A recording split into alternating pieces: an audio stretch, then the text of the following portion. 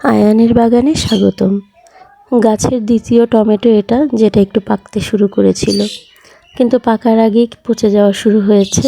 দেখেন, এই যে এই জায়গাটাতে নরম হয়ে গিয়েছে, পচন শুরু হয়ে গিয়েছে, পাকতে আর পারলো না, তার আগেই শেষ।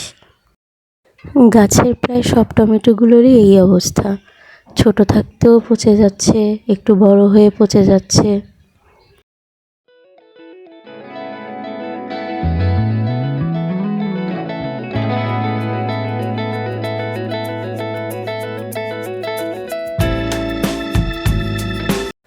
এখন পর্যন্ত গাছ থেকে একটা পাকা টমেটোও পেরে খেতে পারিনি, রিজিকে নেই। এই টমেটোটা ফেলে দিতে খুব কষ্ট লাগতেছে, তারপরও ফেলে দিয়েছি, খাওয়া তো আর যাবে না।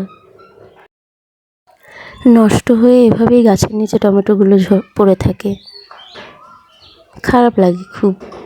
দেখেন কিভাবে পোকা ধরে গেছে, কোনো কিছু দিয়েও কোনো কাজ হচ্ছে না।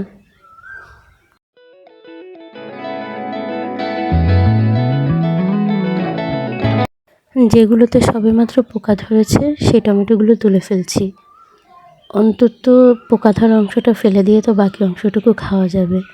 নিজের হাতে লাগানো গাছের ফল ফেলে দিতে খুব কষ্ট লাগে, খেতে না পারলেও কষ্ট লাগে।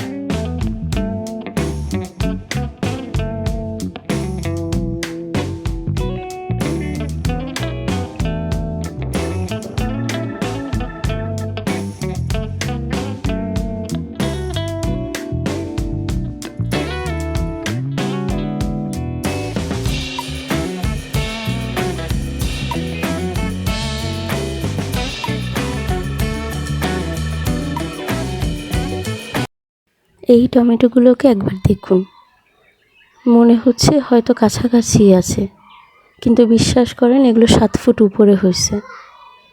আমি পিঁড়িতে দাঁড়িয়ে তারপরে এগুলোর ভিডিও করেছি। এত উপরে যে হওয়ার কোনো দরকার আছে? নিচে যেগুলো হচ্ছে ওগুলো তো খেতেই পারছি না, পচে যাচ্ছে, নয়তো পোকায় ধরে ফেলতেছে। আর এগুলো 7 ফুট উপরে যে হয়ে আছে, দেখলেও মায়া লাগতেছে এখন আমার। এত উপরে যে হওয়ার কোনো দরকার আছে? আর একটু নিচে হলেও তো হতো।